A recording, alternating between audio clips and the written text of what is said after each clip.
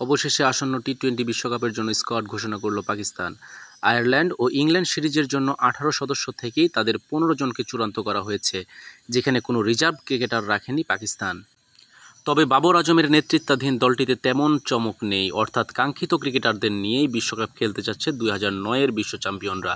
শাহীন শাহ আফ্রিদি, নাসিম শাহ, মোহাম্মদ রিজওয়ান ও ফখর জামানের সঙ্গে অবসর ভেঙে ফেরা মোহাম্মদ আমির ও ইমাদ ওয়াসিমের মতো তারকারাও আছেন।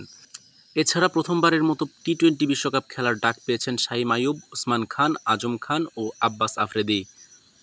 এক বিবৃতিতে দলে থাকা ক্রিকেটারদের নিয়ে পিসিবি জানিয়েছে, এটি তরুণ ও অভিজ্ঞ ক্রিকেটারদের নিয়ে গড়া অনেক বেশি প্রতিভাবান ও ভারসাম্যপূর্ণ একটি দল। এখানে থাকা ক্রিকেটাররা একসঙ্গে কিছু সময় ধরে খেলে আসছেন এবং আগামী মাসে শুরু হতে যাওয়া ইভেন্টের জন্য পুরোদমে প্রস্তুত।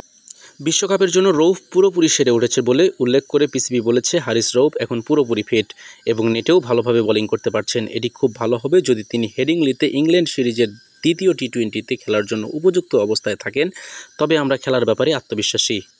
টি-20 বিশ্বকাপেও হারিস আমাদের অন্য পেসারদের মতো গুরুত্বপূর্ণ ভূমিকা রাখবেন। সব মিলিয়ে পাকিস্তান ৫ জন বিশেষজ্ঞ পেসার নিয়ে বিশ্বকাপ খেলতে যাচ্ছে। সাম্প্রতিক সিরিজগুলোতে খেলা আব্বাস আফ্রিদি চূড়ান্ত দলেও জায়গা করে নিয়েছেন। স্পিনে অভিজ্ঞ ইমাদ ওয়াসিমের সঙ্গে থাকছেন তরুণ লেগ স্পিনার আবরার আহমেদ এবং আরেক স্পিন অলরাউন্ডার শাদাব খান। একাদশে সব মিলিয়ে উইকেট রক্ষক আছেন ৩ জন। অভিজ্ঞ রিজনের সঙ্গে আজম খান ও আরব আমিরাত ছেড়ে আসা ওসমান খানও ধরবেন বিশ্বকাপের বিমান। খবর খুঁটিনাটি বাংলাদেশ।